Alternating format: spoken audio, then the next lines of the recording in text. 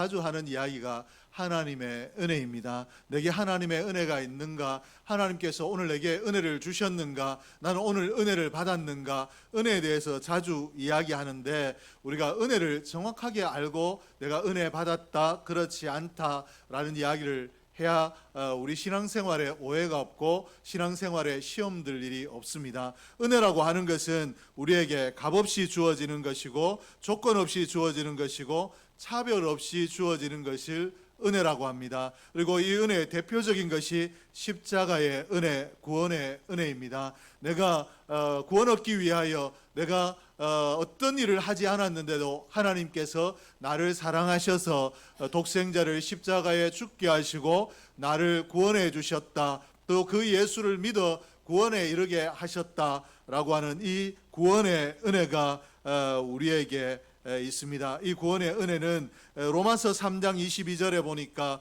곧 예수 그리스도를 믿음으로 말미암아 모든 믿는 자에게 미치는 하나님의 의니 차별이 없느니라. 하나님의 은혜는 모든 사람에게 차별이 없다라고 이렇게 기록을 하고 있습니다. 지식이 뛰어나거나 아니면 외모가 출중하거나 권력이 있거나 부유하거나 간에 우리가 구원 얻는 데는 하나님께서 차별을 두시지 않고 예수 이름을 영접하느냐 그렇지 않느냐 이것 보시고 우리를 하나님의 자녀 삼아 주신다라는 것입니다.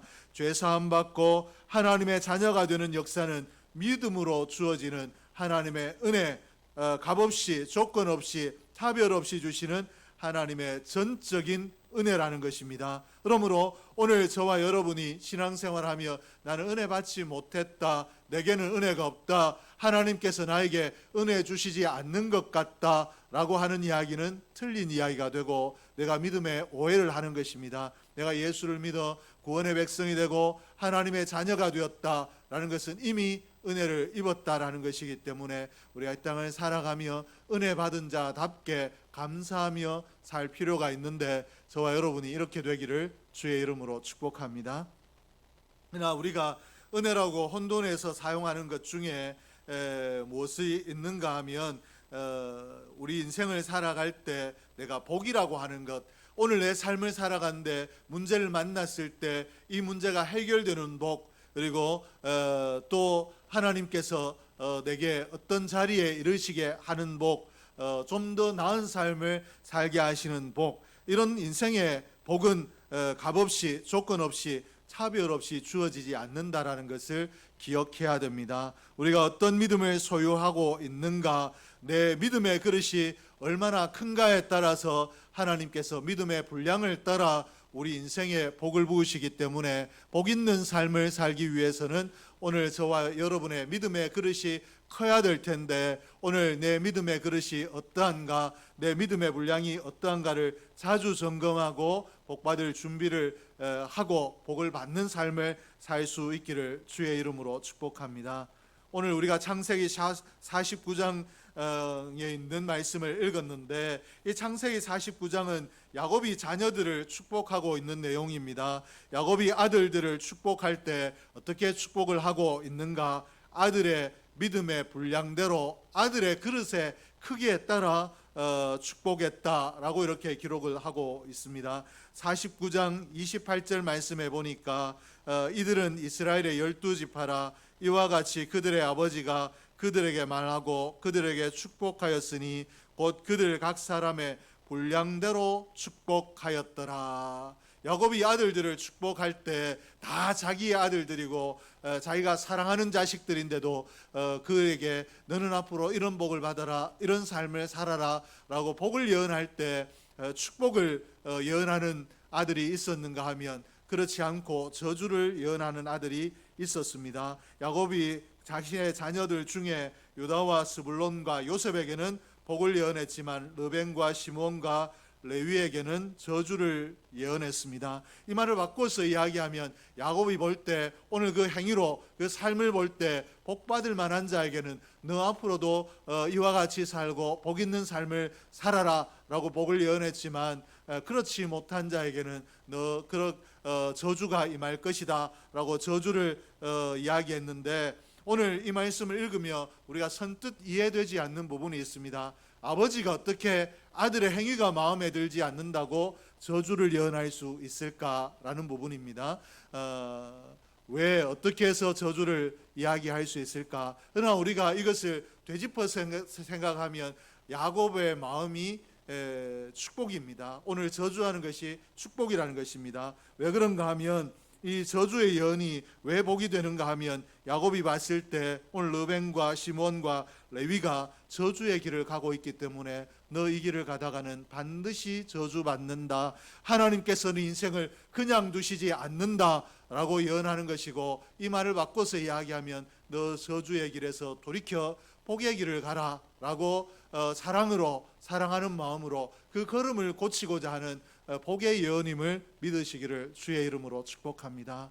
오늘 우리가 이 땅의 삶을 살아갈 때 하나님께서 우리에게도 이와 같이 하십니다. 나는 분명히 예수 믿는 자이고 또 믿음의 가정에 있고 또 매일 가정 예배도 드리고 이렇게 하는데 하나님께서 왜 내게 내 삶에 빨간불을 켜시는가? 그때 내가 점검할 것이 있습니다. 내가 익숙해진 삶의 방식을 따라 지금까지 하던 대로 하며 내 마음이 하나님 앞에 잘못된 것이 없는가? 나도 모르게 태만 가운데 있지 아니한가? 나도 모르게 잘못된 악의 길로 가지 않고 있는가? 돌아볼 필요가 있습니다. 하나님께서 분명히 나에게 브레이크를 거실 때는 뭔가 내가 점검해야 될 것이 있기 때문에 하나님께서 복의 자리로 돌아오라는 사인으로 주셨다라고 믿고 점검하는 지혜로운 인생이 저와 여러분이 되기를 주의 이름으로 축복합니다. 그리고 이왕이면 그렇게 했으면 좋겠습니다. 이왕이면 우리 모두가 하나님께서 아픈 사랑으로 너 돌아와라 라고 징계하시는 그런 사랑을 받는 자가 아니라 하나님께서 내가 너의 인생을 볼 때 내 마음이 기쁘고 기쁘다 라고 해서 필요한 것들을 넘치도록 채워주시는 그런 복 있는 삶, 더 큰 복의 자리에 임하는 저와 여러분이 될 수 있기를 주의 이름으로 축복합니다. 그런 복을 받았던 사람 중에 한 사람이 요셉인데, 오늘 야곱이 특별히 요셉에게는 더 풍성한 복을 예언하고 있는데 어떻게 요셉에게 복을 예언했는가? 야곱이 요셉에게 축복한 복을 살피고 우리도 요셉과 같이 복 있는 자로 살기를 소원하고 또 그렇게 되기를 소원합니다. 첫째는 요셉에 대해서 무성한 가지라고 했습니다. 윤재군이 22절 말씀을 한번 읽어주실래요? 빨리 읽읍시다.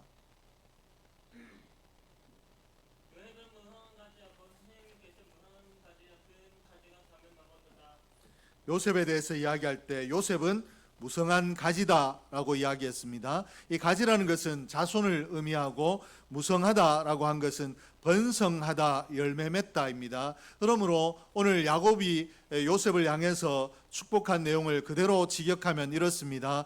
요셉은 자손이 번성하고 그 자손들이 열매 맺는다. 이 말을 한마디로 이야기하면 그 자손이 잘 되는 복을 요셉에게 축복하고 있습니다. 이 야곱이 요셉에게 자손이 잘 될 것이다 이렇게 복을 빌고 있는데, 야곱의 이 축복대로 요셉이 복을 받았습니다. 이 이스라엘이 12지파가 있는데 다 야곱의 한 아들들이 한 지파를 이루었는데 요셉은 두 지파를 이루었습니다. 왜 그런가? 요셉에게 한 지파가 형성된 것이 아니라 요셉의 아들 에브라임과 므낫세가 각각 한 지파를 이루어서 12지파의 이름을 올렸다라는 것입니다. 이 말을 바꿔서 이야기하면 요셉의 가문이 다른 형제들의 가문보다 더 번성했더라, 잘 됐더라 라는 것인데, 아버지가 복을 빈 대로 이와 같이 요셉에게 복이 임했습니다. 뿐만 아니라 요셉이 이와 같이 숫자적으로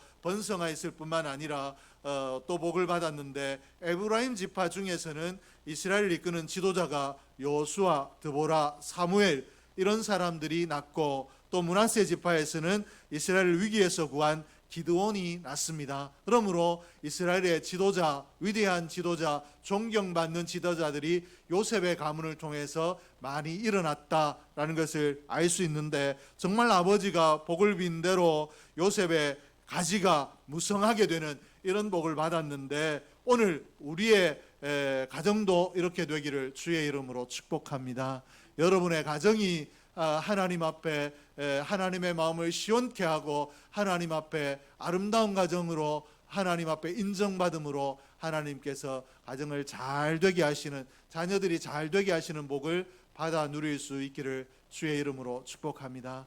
뿐만 아니라 온사랑교회가 이런 잘 되는 복을 받는 교회 될 수 있기를 소원합니다. 둘째로는 담을 넘는 복입니다. 야곱이 축복하기를 그 가지가 담을 넘었도다 라고 이렇게 기록을 하고 있는데, 담이란 것은 앞길을 가로막는 장애물을 이야기합니다. 또 장애물이 아니라도 담이란 것은 우리의 경계가 여기까지다, 여기를 넘어서지 말라라고 울타리 치는 것을 담이라고 이야기하는데, 이 담은 어쨌든 내가 나아가고자 할 때 방해가 되는 것, 장애물이 되는 것이기 때문에 장애물로 이해해도 틀림이 없을 것입니다. 이 요셉이 담을 넘었다라고 했는데, 요셉에게 실제로 이런 인생의 담이 있었습니다. 가장 먼저는 형들이 요셉을 얼마나 시기하는지, 이 형들의 시기라는 담이 있었고, 이 형들의 시기로 말미암아 요셉이 노예로 팔리는, 노예는 어떤 삶을 살아야 된다고 그 삶을 압박하는 담이 있었습니다. 그리고 노예로 사는 중에서 특별히 옥에 갇히게 되는, 노예 신분에 옥에 갇힌 자는 어떤 삶을 산다라고 요셉의 인생을 제한하는 그런 담이 있었습니다. 그러나 요셉은 거기에 형들의 시기에, 그리고 노예의 신분에, 그리고 감옥에 갇힌 수감자의 신분에 맞게 거기에 맞추어서 사는 것이 아니라 그것을 뛰어넘어 복 있는 자로, 또 애굽의 총리 대신으로까지 뻗어나가는 그런 담을 넘는 삶, 장애물을 넘어서는 삶을 살았는데, 오늘 우리 인생에도 동일한 줄로 믿습니다. 나는 순탄하게 아무런 어려움 없이, 내 인생은 정말 아무런 문제 없이, 별탈 없이 잘 됐으면 좋겠다라고 생각을 하고, 하나님이 은혜 주신다라는 것, 하나님께서 내 인생에 복을 주신다라는 것은 내 인생이 무탈하게 별일 없이, 별 병고 없이 좀 무난하게 잘 되는 것, 이것이 복이 아닐까 생각하지만, 우리 아담이 범죄하고 우리 인생에게 죄가 들어왔기 때문에 누구라도 문제를 만나지 않고 살 수 있는 사람은 없습니다. 누구나 문제를 만나는데, 문제를 만났을 때 이 문제를 넘어설 수 있느냐, 그렇지 못하냐인데, 오늘 저와 여러분은 문제를 만나나 넘어설 수 있는 복이, 요셉에게 있었던 이 복이 있기를 주의 이름으로 축복합니다. 또 우리의 가정도 이와 같기를 주의 이름으로 축복합니다. 우리 가정이 기도해야 되겠다, 우리 가정이 문제를 만났다, 하나님이 역사하지 않으시면 안 되겠다라고 하는 그런 문제를 만났을 때, 그런 문제에 갇혀서 무너지는 가정이 아니라 그 문제를 넘어서서 하나님께서 우리의 가정의 문제를 이와 같이 넘어서게 하시더라라고 간증할 수 있는 가정이 될 수 있기를 주의 이름으로 축복합니다. 뿐만 아니라 온사랑교회가 예수 믿는 자, 하나님의 자녀된 자들의 모임이기 때문에 정말 이 자녀된 자들이 예배하고 하나님의 복음을 전하는 삶을 살아가고, 이렇게 함으로 이 교회가 잘 되고 형통해야 될 텐데, 정말 하나님의 영광을 위하여 일하고자 할 때도 막아서는 담이 분명히 존재합니다. 이웃이 될 수도 있고, 경제 재정이 될 수도 있고, 여러 문제가 막아서는데, 그때 우리 그것 때문에 오그러드는 교회가 아니라 그 문제를 넘어서는 교회가, 요셉에게 있었던 복이 이 교회 풍성한 교회가 될 수 있기를 주의 이름으로 축복합니다. 그러면 어떻게 요셉은 무성한 가지가 되고 어떻게 담을 넘어서는 삶을 살 수 있었는가? 창세기 39장 40절 말씀에 보면 이렇게 기록하고 있습니다. 이는 여호와께서 요셉과 함께 하심이라, 여호와께서 그를 범사에 형통하게 하셨더라. 요셉이 어떻게 무성해질 수 있었는가? 요셉이 어떻게 담을 넘어설 수 있었는가? 하나님이 함께 하셨다. 하나님께서 함께 하시고 범사에 그에게 형통의 복을 주셨더라 라고 하고 있는데, 오늘 저와 여러분에게 이 복이 있기를 주의 이름으로 축복합니다. 하나님이 함께 하시는 복, 하나님께서 형통하게 하시는 복이 있으므로 문제를 뛰어넘을 수 있기를 주의 이름으로 축복합니다. 하나님께서 함께 하셔서 형통할 수 있었다, 이 말이 담을 넘어섰다, 문제를 극복했다, 이 말이 되는데, 오늘 하나님께서 함께 하셔서 형통하게 되었다라는 이 말씀을 오늘 본문에서 우리가 읽었던 22절에서 22절로 해석하면 이와 같습니다. 그 가지가 어떻게 담을 넘을 수 있었느냐? 샘 곁에 있었기 때문이다. 이렇게 하나님이 함께 하시더라, 이 말이 샘 곁에 심겨졌다, 이 말과 동일한 말입니다. 오늘 저와 여러분이 이와 같기를 주의 이름으로 축복합니다. 우리가 세상 사람들처럼 동일한 문제를 만나고 똑같은 어려움을 맞는 것 같으나, 이 장애물이 내게 있을 때 우리 신앙의 고백이 있기를 주의 이름으로 축복합니다. 하나님이 나와 함께 하신다.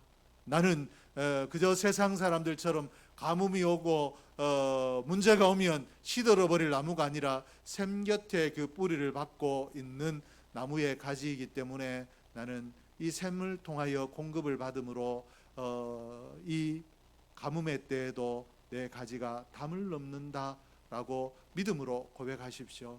오늘 우리가 복을 받을 수 있는 비결이 바로 여기에 있습니다. 내가 문제를 만났을 때 내가 무엇을 할까? 내가 어떻게 할 수 있을까? 하나님 왜 나를 돕지 않으시는가? 하나님 왜 내게 복을 주시지 않는가? 원망하고 불평하고 좌절하는 것이 아니라 오늘 어렵고 힘든 때에도 그래, 나는 하나님이 함께 하시는 사람이지, 내 믿음의 뿌리가 하나님, 생명의 근원 되시는 이 하나님께 있는데, 내 생명의 샘이 되는 이 샘 곁에 내가 심겨졌는데 내가 결코 무너지지 않는다, 결코 시들지 않는다라는 믿음의 고백을 새롭게 확인하고, 하나님, 나는 지금 이 문제를 뛰어넘을 힘이 없지만, 나로서는 불가능하지만 하나님이 은혜 주시면 될 줄로 믿습니다.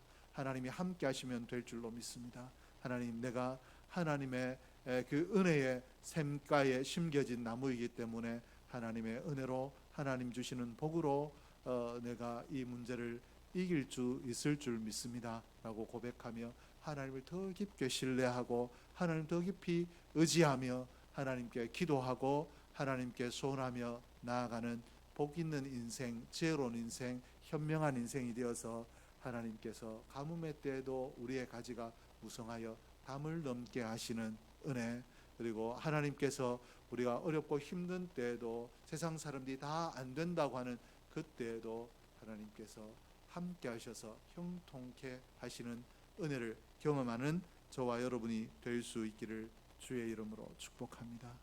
기도하겠습니다. 하나님 아버지, 감사합니다. 하나님께서 오늘